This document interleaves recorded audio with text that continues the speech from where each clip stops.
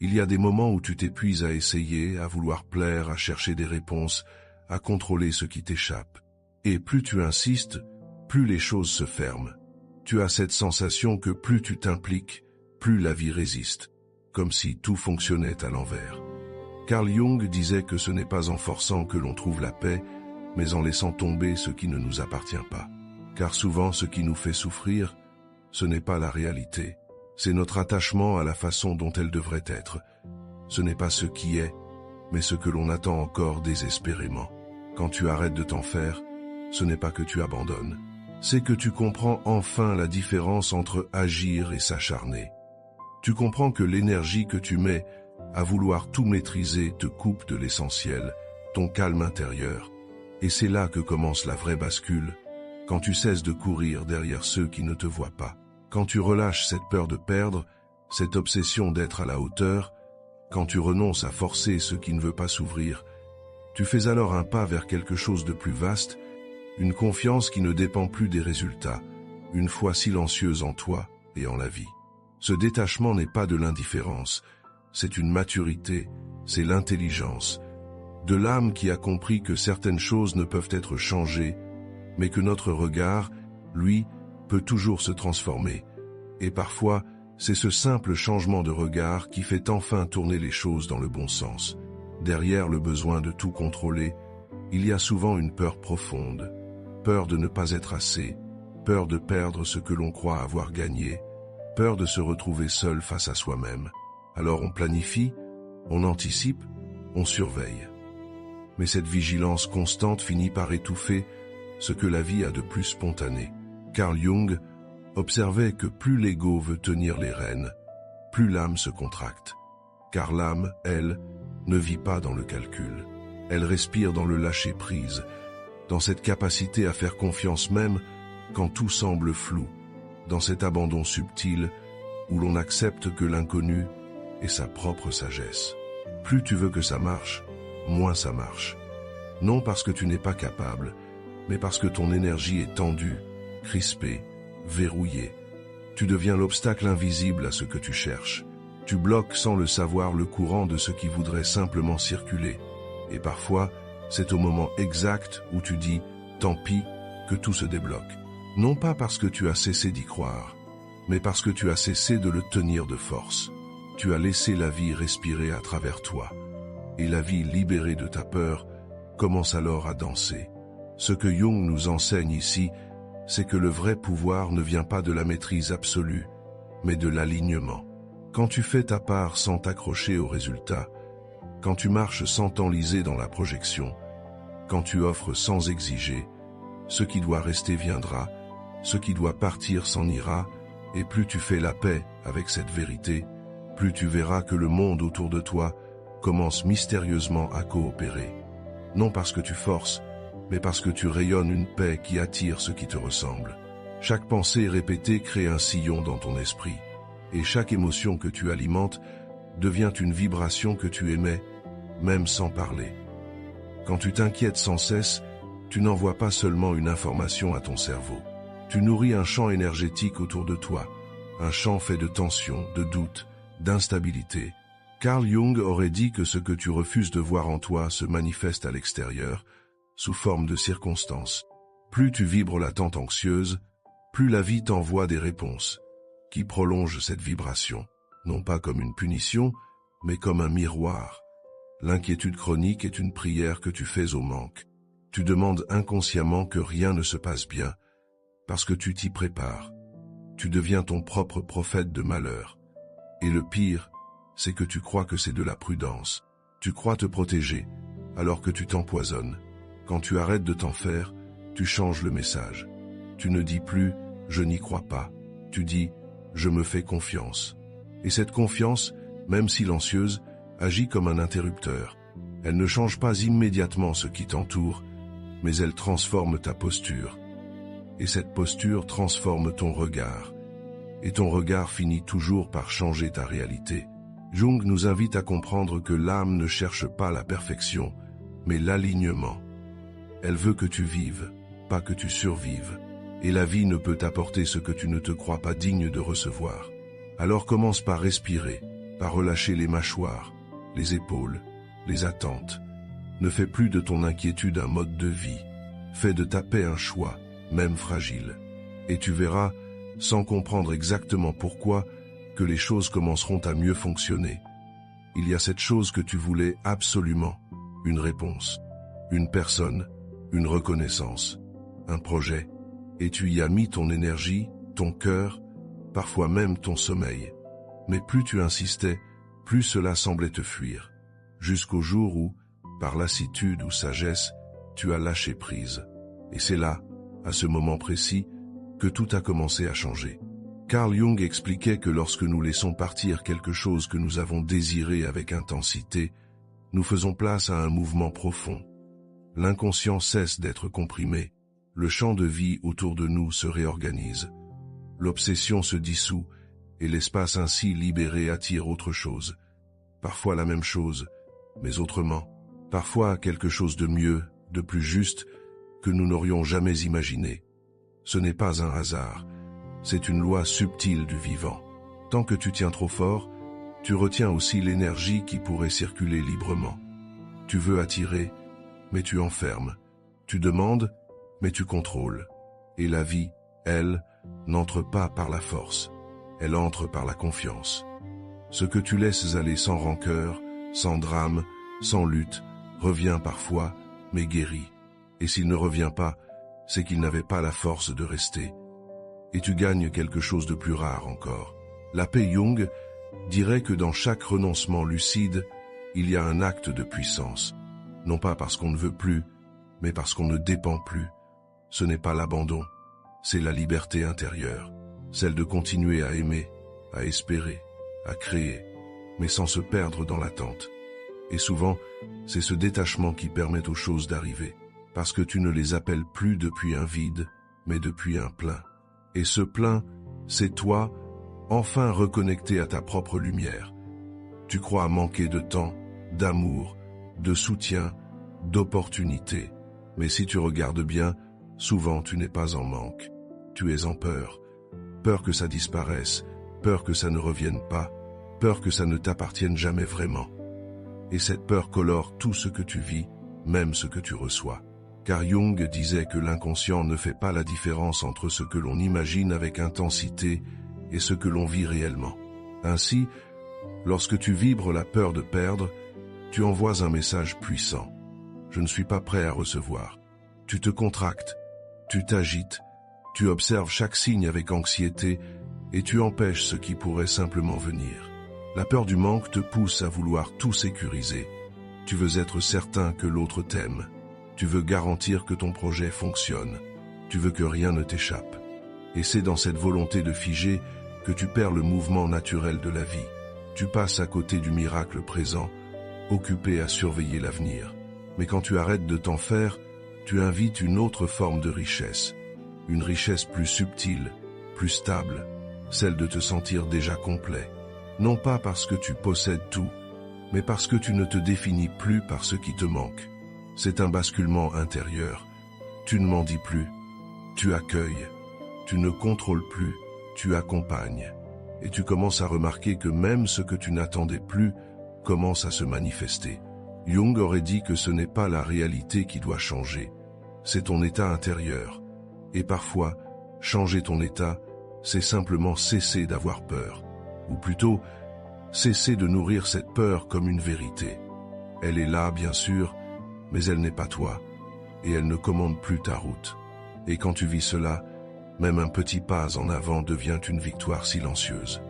Une preuve que tu n'as jamais vraiment manqué de rien, sauf peu, être de confiance en ta propre lumière. Tant que tu vis pour répondre aux attentes, tu ne vis pas vraiment.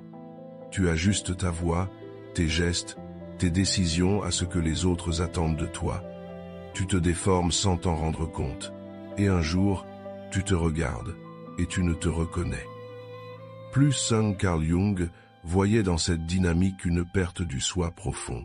Il disait que l'individuation, ce processus par lequel on devient pleinement soi, passe par une rupture avec le besoin de plaire à tout prix.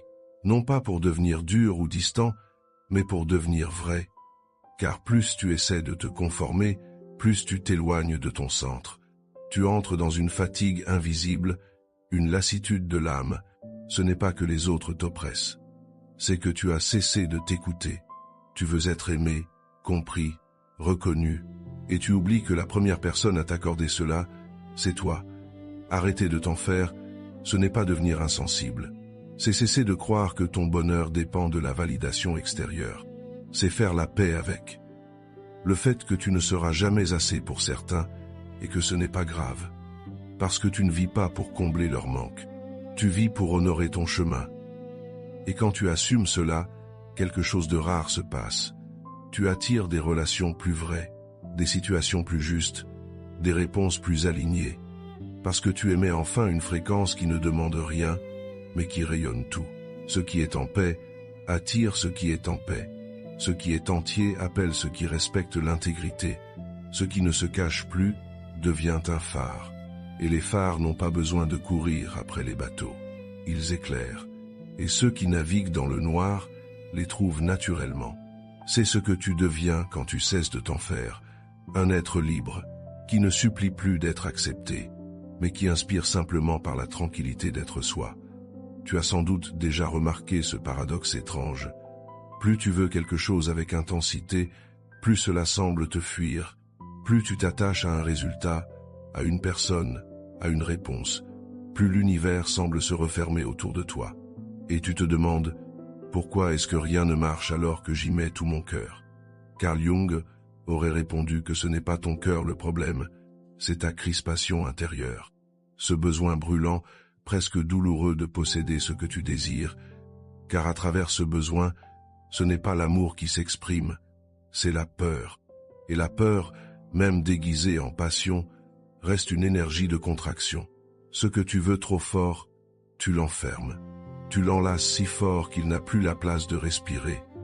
Tu crois attirer, mais tu repousses. Tu crois retenir, mais tu fatigues.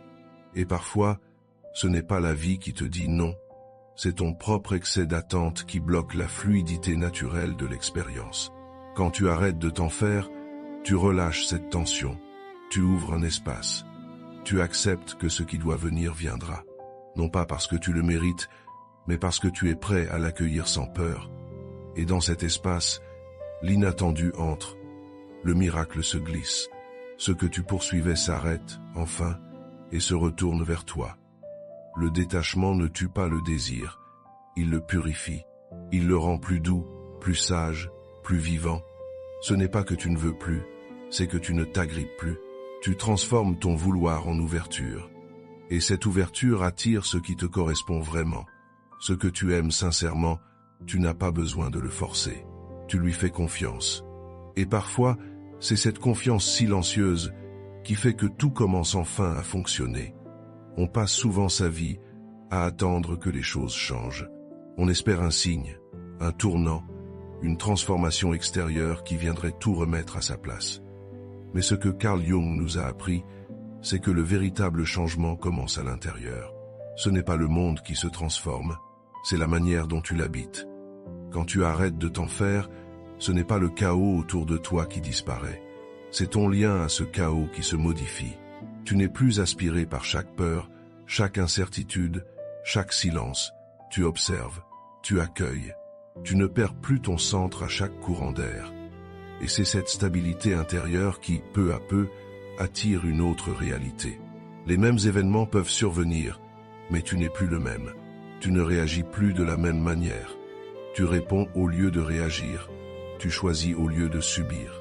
Et ton énergie, plus calme, plus claire, devient magnétique. Jung nous rappelait que l'univers répond à ce que nous sommes, pas à ce que nous disons vouloir. Et ce que tu es à chaque instant se traduit par ta vibration, ton état intérieur, ta posture silencieuse face à la vie. Alors quand tu t'alignes, même sans mots, même sans action visible, tu envoies un message différent. Tu ne mendis plus, tu invites. Tu ne luttes plus, tu accompagnes. Tu ne crains plus, tu ouvres.